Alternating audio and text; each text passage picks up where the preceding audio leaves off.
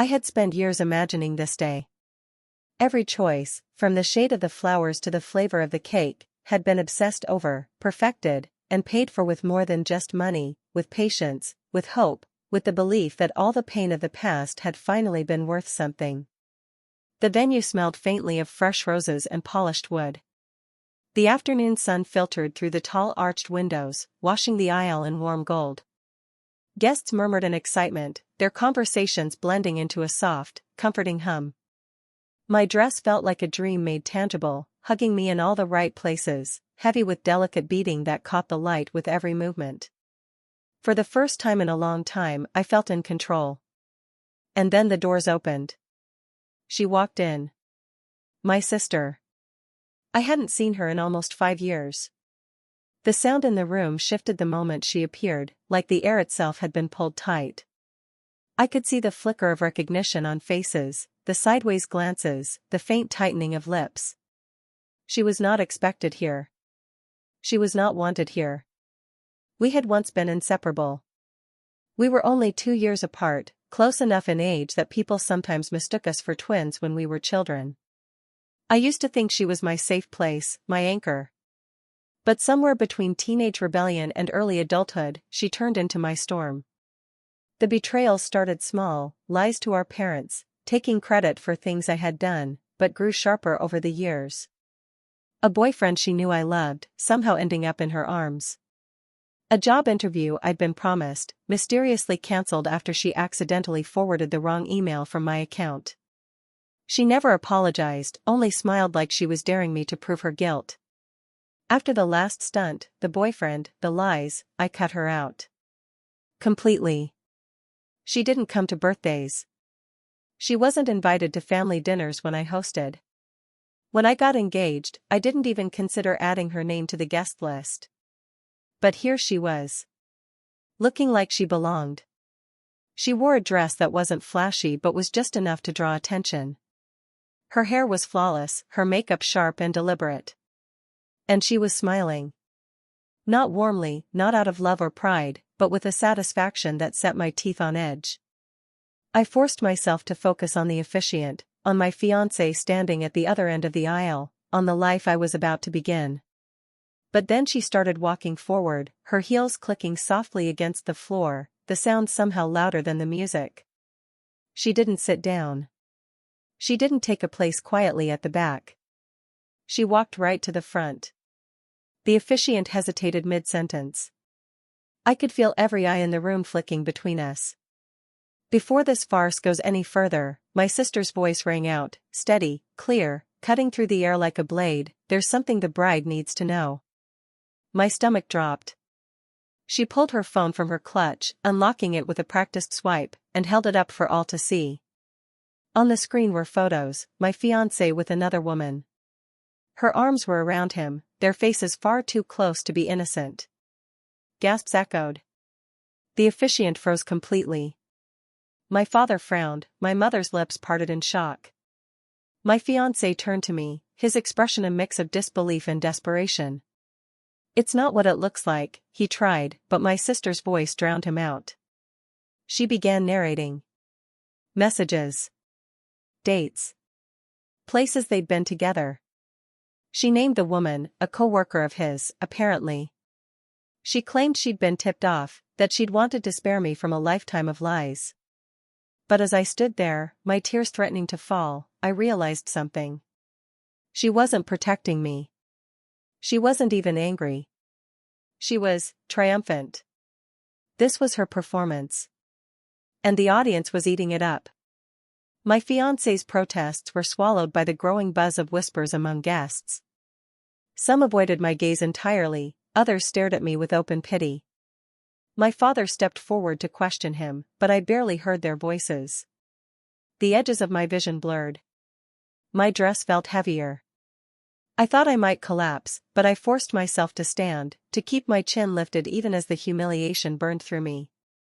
My sister's smirk grew with every second, as if my pain was proof of her victory. I walked away. Slowly, deliberately, my heels tapping against the floor, the sound echoing through the stunned silence. I didn't look back at my fiancé. I didn't look at her. I stepped outside into the cool evening air and kept walking until the music and voices faded behind me. The hotel room was silent except for my breathing. I sat on the edge of the bed, still in my gown, my veil discarded on the floor. My phone buzzed with messages I didn't open. I didn't want apologies. I didn't want explanations. What I wanted was for her to feel exactly what I was feeling. Not just for a moment, but for the rest of her life. I wanted her to know the taste of public humiliation.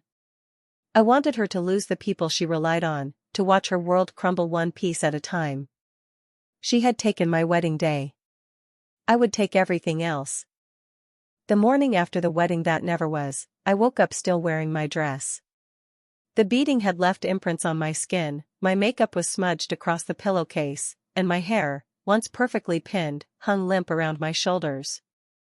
The world outside my window was bright, sunny, and completely at odds with the storm sitting inside my chest. I didn't check my phone. I knew what I'd find: voicemails from my mother, unread texts from friends who didn't know what to say, and likely nothing from him. My ex-fiancé. The man who had stood at the altar with me while my sister turned my life into a spectacle. I hated that part of me still wanted him to reach out, to explain, to fight for me. But silence has its own kind of cruelty. By noon, I finally forced myself to leave the bed. My dress lay on the floor, wrinkled and dull, the hem dirted from my escape. I stepped over it like it was a dead thing and made my way to the small desk in the room. There was no plan yet, just an ache in my chest and a truth in my head: I couldn't let her win. I started by searching her name online. Her social media profiles were as pristine as ever: glamorous dinners, charity events, beach vacations with her husband, smiling like her life was the dictionary definition of success. People believed that image because she crafted it so well. She always had. Even as a teenager, she could charm teachers, friends' parents, anyone who could help her get what she wanted. And if she couldn't charm them, she found ways to undermine anyone who stood in her way. She didn't have a spotless reputation with me. I remembered the boyfriend she'd borrowed in college, the time she'd sent fake emails under my name to sabotage a job offer, the way she'd always managed to make herself look like the victim when things went wrong. She was a master manipulator. But I had something she didn't: motivation. I wasn't just going to hurt her. I was going to dismantle her. First, I needed to know who she had become in the years since I'd cut her off. People change, but habits don't, and I had to find hers. I created a fake online persona, someone who could blend into her social circle without raising suspicion. It wasn't hard. I used stock images, built a believable backstory, followed the right accounts, and posted enough to look real. Within days, I had mutual connections with several of her acquaintances. From there, it was a slow burn. I commented on posts, liked pictures, and slid into casual conversations. People talk more than they realize when they think you're one of them. I learned her favorite restaurants, her go-to hairstylist, the Pilates studio she swore by. I also learned that not all her friends adored her. Some tolerated her because of her social standing, others liked the perks of being in her orbit.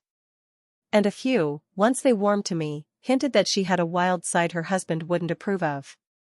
One night, while scrolling, I found it. A photo posted by an acquaintance of hers, a blurry group shot from what looked like an upscale bar. In the corner, half out of frame, was my sister.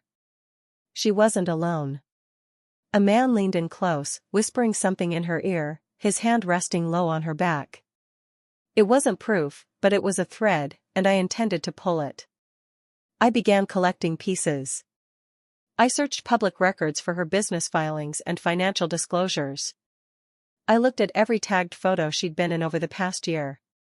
I monitored who she followed and unfollowed, tracking changes in her relationships. And I listened.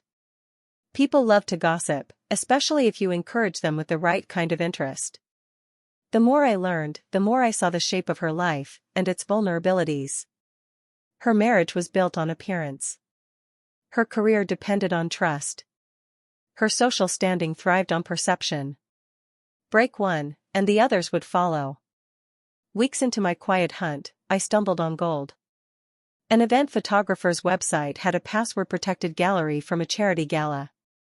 The password was the name of the foundation, easy to guess. I scrolled through, not expecting much, until I found her. She was with the same man from the bar photo, only this time there was no ambiguity.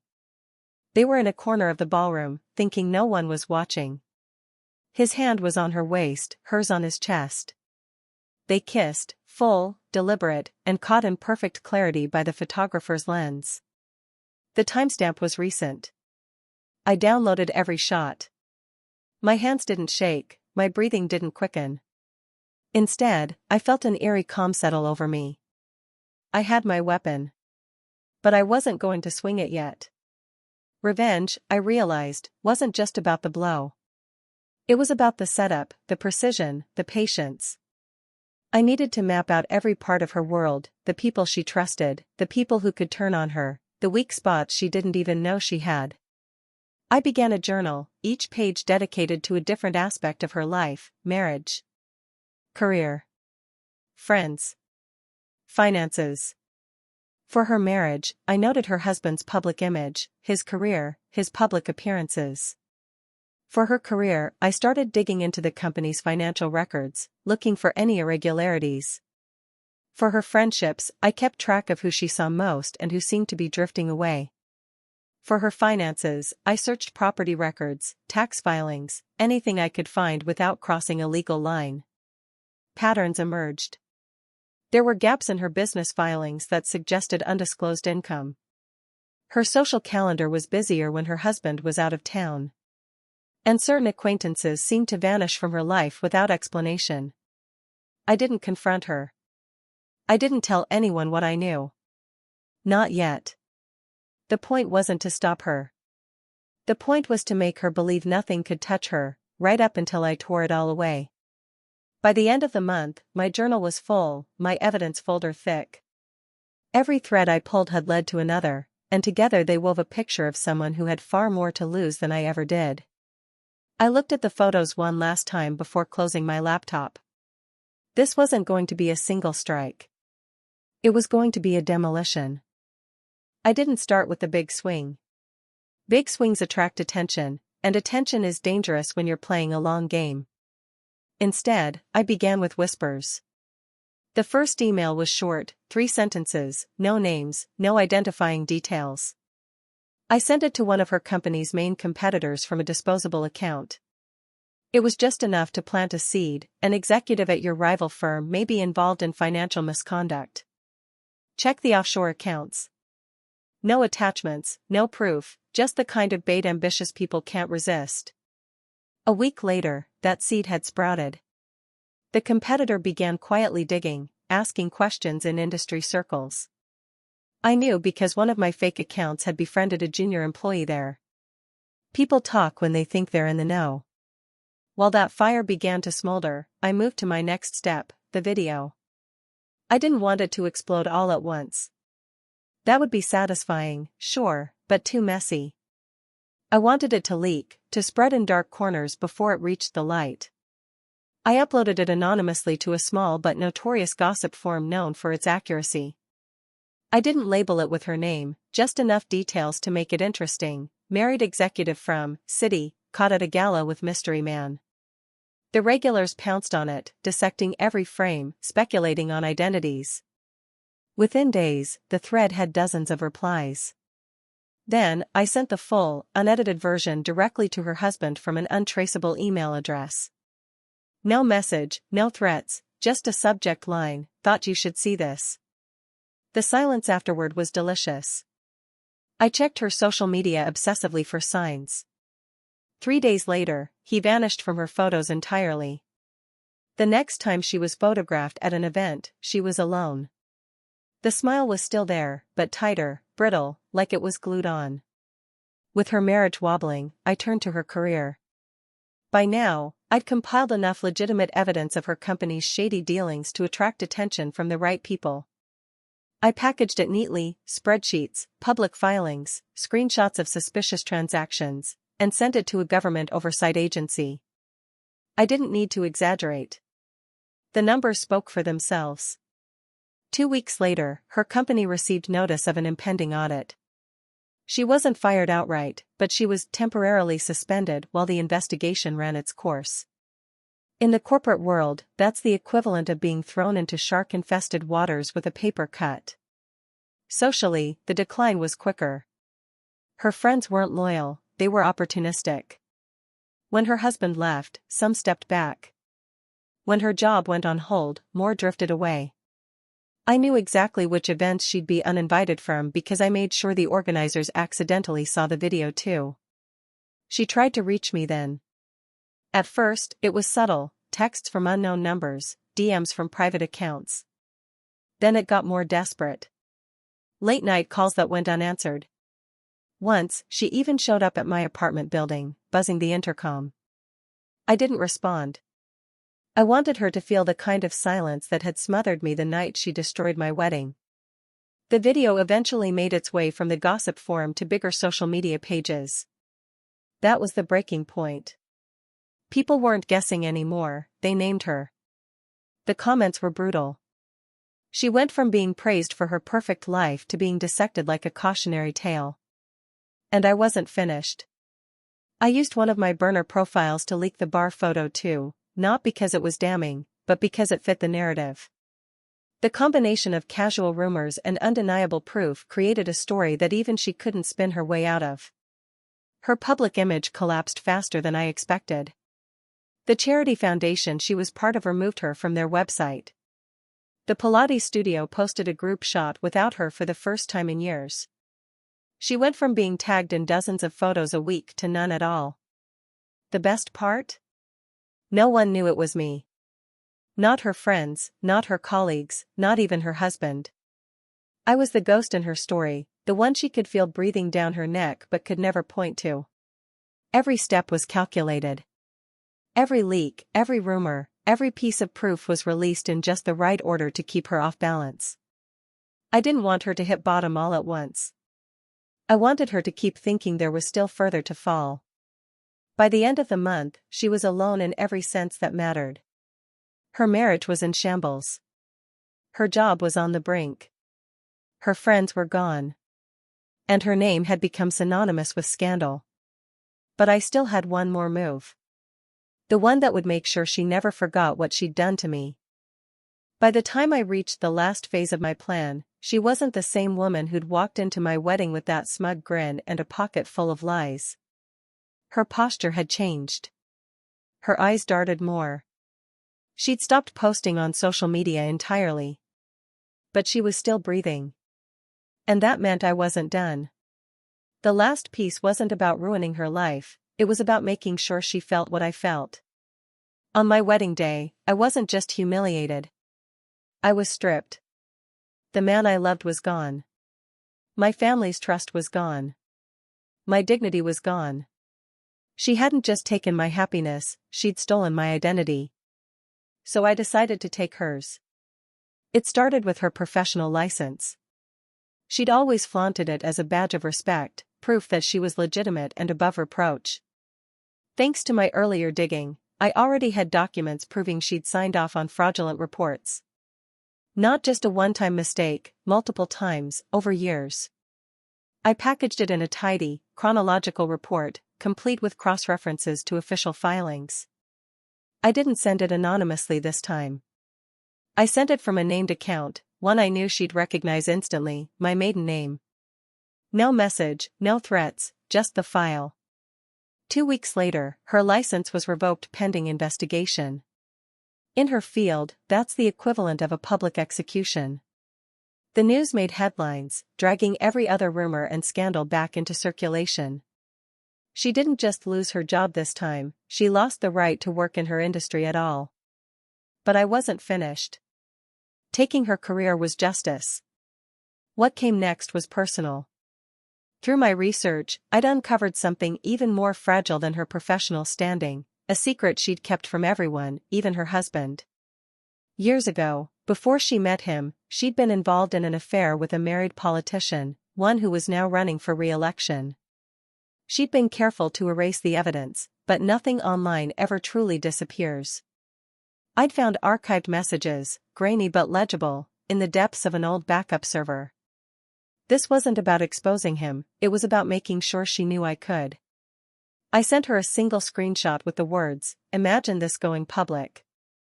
The panic was instant. She called me 17 times in one day. The messages got longer, more frantic, swinging between begging and threatening. She promised she'd tell everyone the wedding story was a lie if I'd stop. She swore she'd leave town, change her name, disappear. But she never apologized. Not once. So I pressed forward. The final act played out on a Tuesday morning. I knew she'd be at a networking breakfast, trying to salvage what was left of her contacts. I sent a timed email to the event's guest list, over 80 people, containing the full affair documentation and the financial evidence of her misconduct. By the time the second speaker took the podium, she was gone. Not quietly, gone in a storm of whispers and turned heads, her phone buzzing in her hand as the messages started pouring in. The fallout was immediate. Her name became a trending topic for all the wrong reasons. Every news outlet, every gossip blog, every industry newsletter ran the story. Even people who didn't know her personally now knew of her, and none of it was flattering. A week later, she sold her house. Another week, and she vanished from the city altogether. The last I heard, she was living under a different name in a small coastal town several states away, working part-time at a shop where no one knew her past. I thought I'd feel triumphant.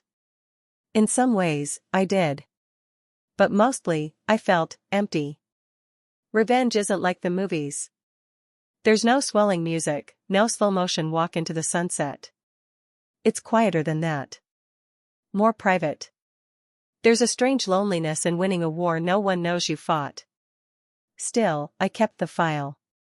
Every message, every screenshot, every article. Not because I needed proof. Not because I planned to use it again. But because it was the only tangible evidence that I hadn't imagined at all, that she really had tried to destroy me, and I'd destroyed her back. Sometimes I take it out and look at it, just to remind myself that I'm not powerless anymore. And then I put it away, because I never want to be that powerless again. The wedding that never happened is just a memory now. The dress is gone, the invitation's shredded. My family is still fractured, some blame her, some blame me. I don't bother correcting them. Let them think what they want. She took one day from me. I took her entire life. Never let betrayal break you, let it fuel you. Patience, planning, and precision turn the sweetest revenge into lasting victory. Don't miss your next dose of revenge. Subscribe to Payback Hour and join a world where betrayals are exposed and justice is served cold. New gripping stories drop regularly, each one more shocking than the last. Hit subscribe, turn on notifications, and never miss the next Payback.